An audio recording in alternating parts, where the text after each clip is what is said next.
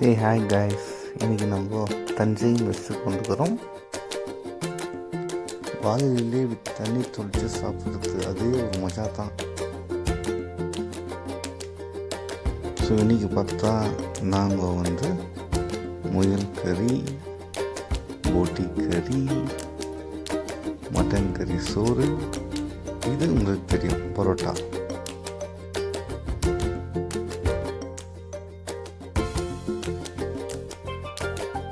இன்னைக்கு ஸ்பெஷல் முயல் கறி சும்மா சூப்பராக மஜமாக இருக்குது. சும்மா பரோட்டா கூட போட்டி கறி அப்படி ஊற்றிட்டு